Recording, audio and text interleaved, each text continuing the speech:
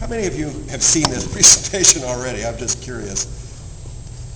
Okay, not the majority, so I won't skip over anything, but I also don't want to bore those of you who've been here before.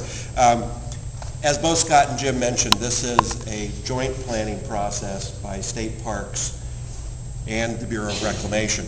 And the reason for that is that the state recreation area is actually owned primarily, the majority of it's owned by the federal government by reclamation. And under an agreement with state parks operates the recreational component of that. Of the approximately 20,000 acres in the state recreation area, state parks owns about 2,000 acres. So they have about 10% of the total area that they actually own. But state parks is responsible for managing the recreation component of all of it.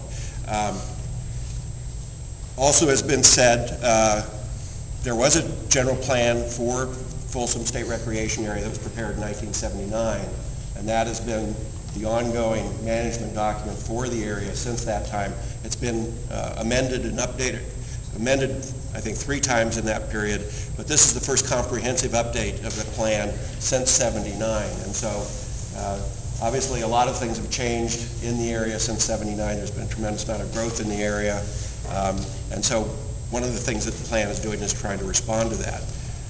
This happens to be the first resource management plan that Reclamation has ever prepared for this facility. So this is a new requirement for Reclamation, and so we're using this process to create both this resource management plan and the general plan for state parks.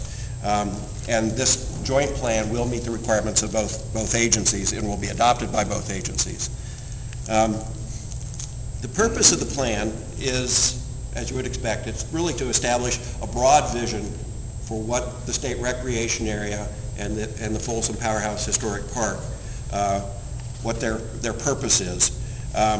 It also establishes a broad management framework that talks about the development within the park, the use within the park, and how the use and the management and the resources are all going to be managed. In addition to guiding sort of the day-to-day management decisions, the general plan also provides the framework for then doing future, more detailed studies.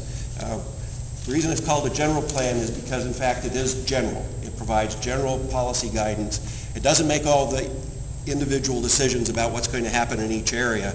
It provides a policy framework, and then state parks will come back at a later date for additional development projects or improvement projects to do more detailed studies. Just to clarify, there's construction going on at the dam. They're raising the levees. They're putting in a bridge. This project is separate from those both the joint federal project and dam safety project and the dam bridge project. Those are federal projects. They've already had their environmental review. They've been approved. That's why they're underway. Just so those are not confused with this planning process.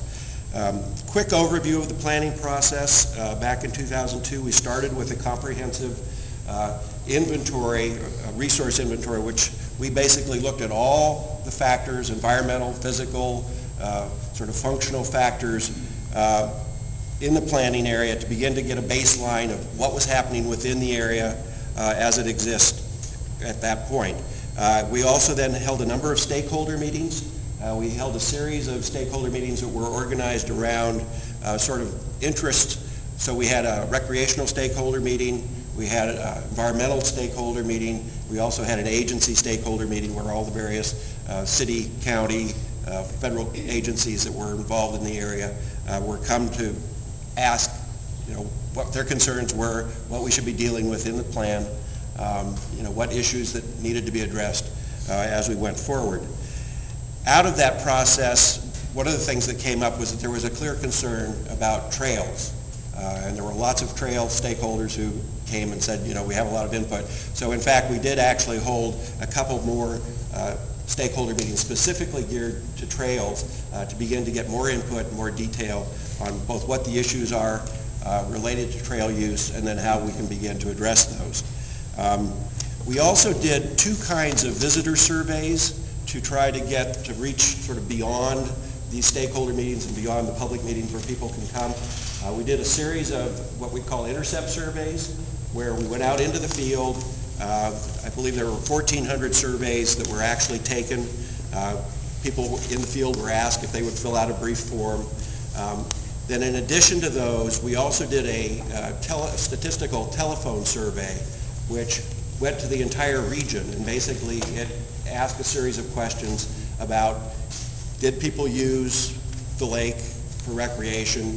If they did, what did they do when they came here? What did they like? What did they not like? If they didn't use it, why didn't they use it? Were there reasons that they didn't come here?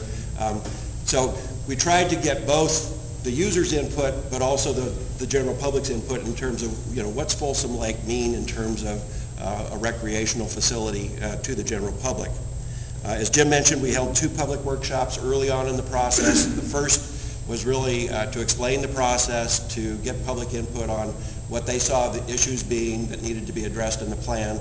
The second workshop was really to review some alternatives that we developed that looked at a range of uses and conservation in the area, and to get input about which seemed to be the preferred direction from the public. From that, we then selected what we called a preferred concept to do further development. We actually developed the general management plan and began to develop the policies that are in the current document. From there, once we had a preliminary draft of the document, we prepared the environmental document. Again, as Jim said, it's both an environmental impact report and an environmental impact statement. The first is a state document, the second is a federal document in order to meet the environmental requirements. Those were both released for public review. I'm sure you've read every page of some 800 pages or whatever. I see somebody shaking their head. They're big documents. There's a lot of information in them. We're in the midst of the public review process now. As Scott said, that will extend till the end of this month, at which point we will take all the comments that we've received from the public, both in these meetings as well as written comments, and we will begin to prepare a series of consolidated responses to begin to address all the issues that have been raised. I do encourage you, if you have comments on either the plan or the EIR, to put them in writing and send them in to state parks. We will respond to comments that we hear here, but as you heard, you know, Michael's going to be sort of taking notes, and if you want your comments to be accurately reflected, the best thing to do is put them in writing and send them in. Once we've gotten that response to comments document done, we will put that back out to the public for your review. The Parks Commission meeting will be held, seems like a long way from now, but it's probably going to be November or December of this year. Part of the reason for the long delay from where we are now is that the Commission travels around the state to review, to do its work, so each meeting is held in a different geographic part of the state. It has to hold the meeting to review this plan within, I think it's 75 miles of the lake, and so what it tries to do is get a number of other business items that it can address during the same time. So we're on the schedule for the end of this year, and at that point the Commission will be looking to both certify the environmental document and then also to adopt the general plan. Similar process will happen with reclamation, in which they will actually review and adopt the document as well. So that's the overall planning process from sort of beginning to end.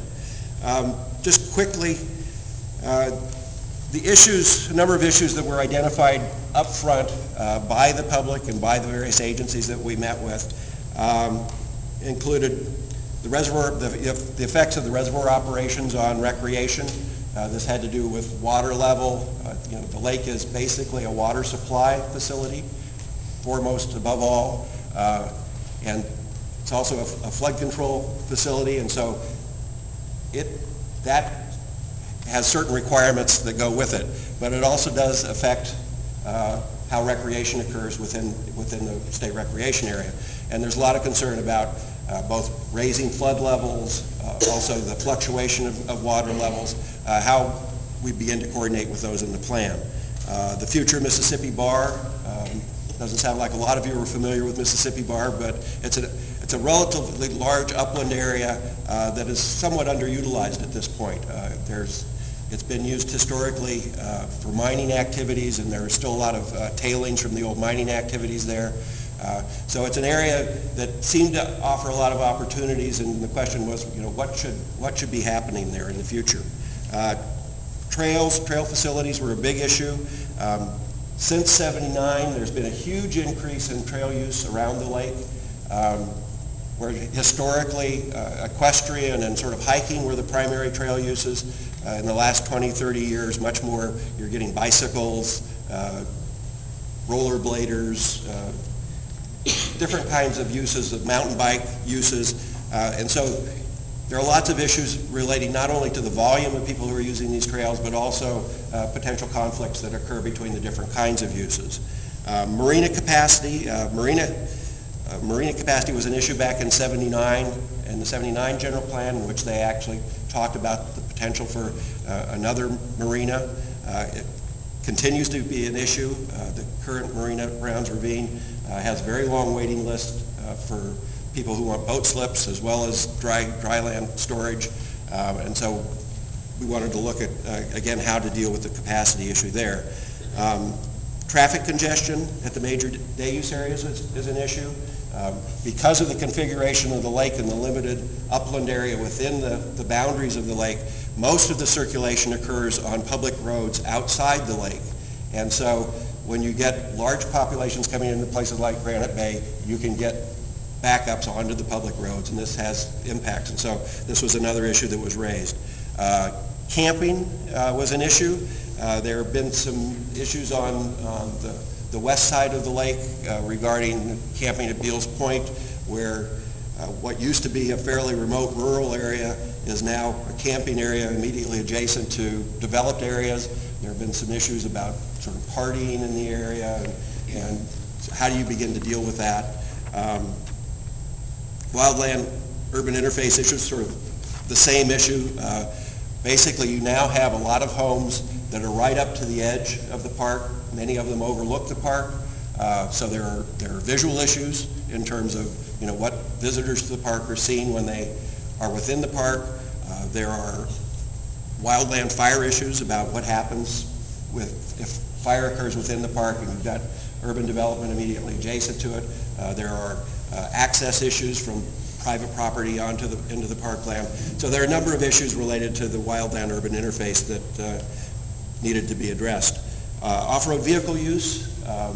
During extreme periods of low water, there are people who get off-road with their off-road vehicles, pickup trucks, and they can do damage. They get down below the typical lake level. They can harm archaeological resources which have been buried in the past. They could also begin to cause more erosion and damage vegetation. So how to begin to address this issue was another question. Whitewater course, there was at this point when we were looking at Folsom being part of the San Francisco Bay Area's bid for the 2012 Olympics, there was interest in perhaps creating an artificial whitewater course, and so that was something that we were asked to look at. The idea of a quiet day on Folsom Lake in which there would actually be a ban on power boats was another issue that was raised. And then finally the State Indian Museum, which had been sort of on the books for a long time. Was Lake Natoma an appropriate location for this? There's a state process that has occurred since then. Basically, this is not an issue any longer, but we were asked to look at that as well. So quickly, I assume most of you have got this document, but just so you understand the structure of it, it's a 2-volume document. Chapters 1, 2, and 3 are in Volume 1. Chapter 4, which is the environmental document, is Volume 2. Basically, Chapter 1 just lays out the basic setting and purpose of the project.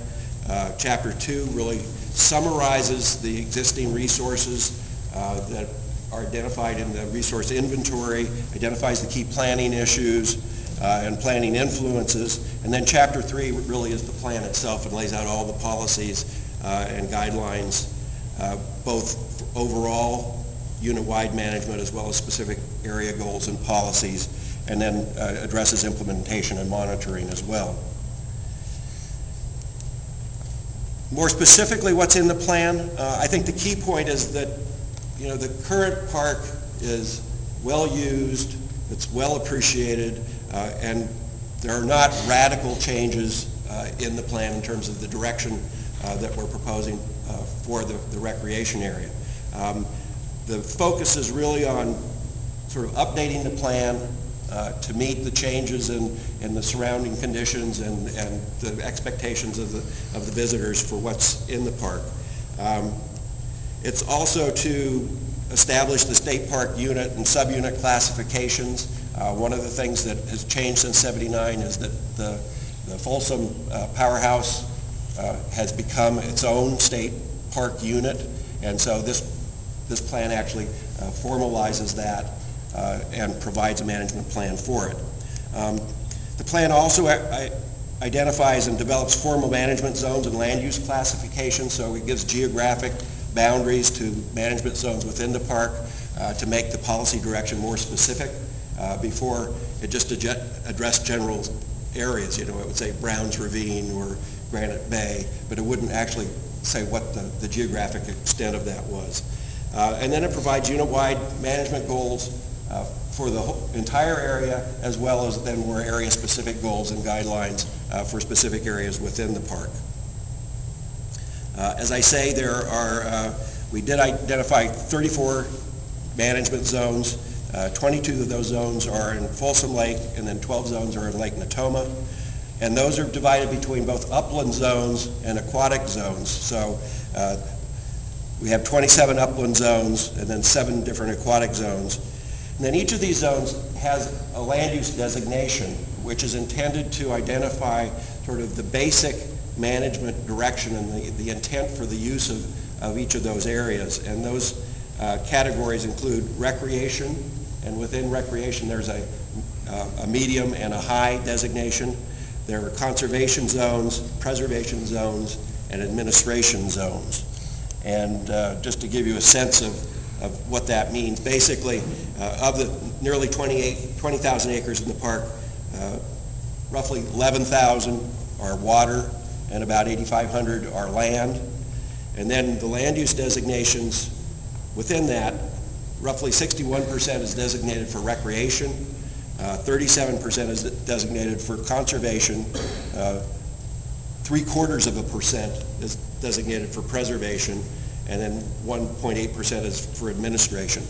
And just to be clear about these categories, conservation doesn't mean that recreation doesn't go on there. What it means is that lower intensity types of recreation go on there. So what can happen in a conservation area, you can have trails and hiking, you can have camping, but you're not going to have sort of heavy duty boating and that sort of thing.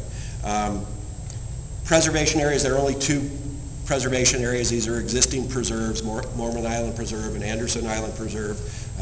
Again, this was just to, again, sort of document a condition that already existed.